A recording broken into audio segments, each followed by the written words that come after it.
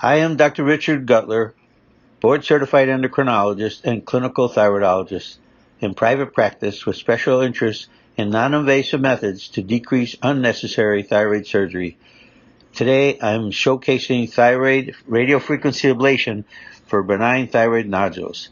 This simple outpatient procedure is done in my office without general anesthesia, conscious sedation, just local anesthesia. The patients are selected for thyroid radiofrequency when they have a symptomatic benign nodule or cosmetic problem. They need to have a benign prior biopsies, normal blood tests, and clotting screen. A pre-radiofrequency image is taken of the neck. The ultrasound is used to evaluate the nodule and to locate dangerous structures. These include the vagus nerve, esophagus, trachea, carotid, and the danger triangle with the recurrent nerve. Also, it is used to make sure the electrode entry location is clear of any blood vessels in the isthmus. The radiofrequency room has a patient table, an ultrasound, a generator, ice water pump, an on-off foot pedal to control the hot tip. The generator has adjustable watt control, and there are 2 grounding pads to apply to the patient's thighs. There's an oxygen sensor, blood pressure, and pulse monitoring system by the roving nurse. Standing emergency tray has ice saline for any voice changes, Tylenol for pain, and anti-nausea medications. The RF medical system includes the generator, the ice water pump, a power source, off-on foot pedal, grounding pads, and the electrode. The electrode itself is only 7 centimeters long and has a thin needle with a hot tip of 3 to 10 millimeters. This is ideal for working in the small space of the neck. The ice water from the pump circulates around the tip of the needle to keep the rest of the electrode cool.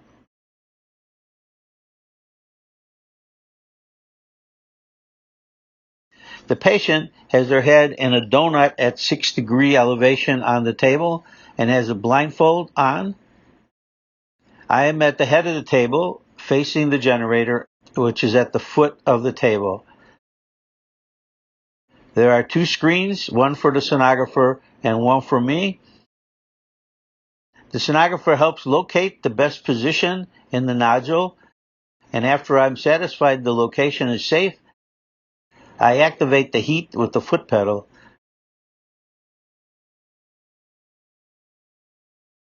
When significant ablation occurs, I use the foot pedal to turn off the heat. This is done over and over in different areas until the total volume is covered.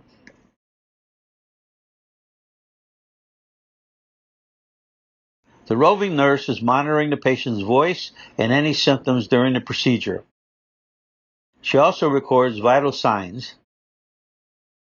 The superior and inferior extent of the nodule is marked with a red marker on the patient's neck. The midpoint of the nodule is marked with an X as the entry point.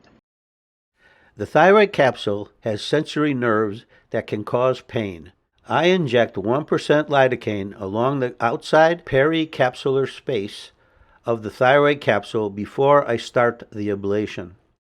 Also, the cystic fluid, if present, is drained before the radiofrequency treatment.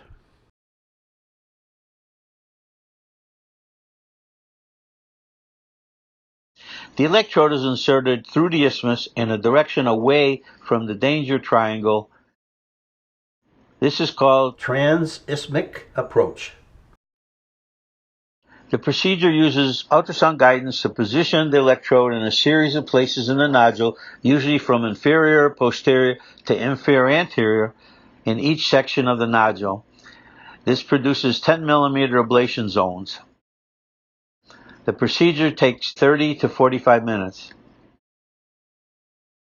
Ultrasound images show the area of ablation by hyperechoic sound echoes, whitish color.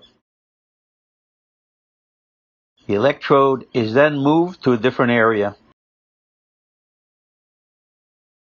The post-radiofrequency ultrasound show the area in the nodule ablated by hyperechoic whitish pattern.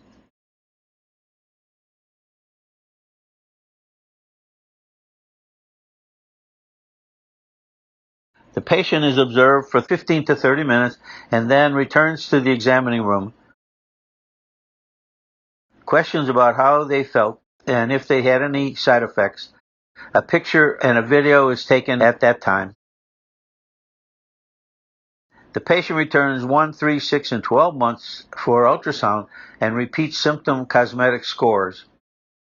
A well-trained endocrinologist is the best physician to do thyroid RFA, and it can be done without visiting a hospital. Thank you.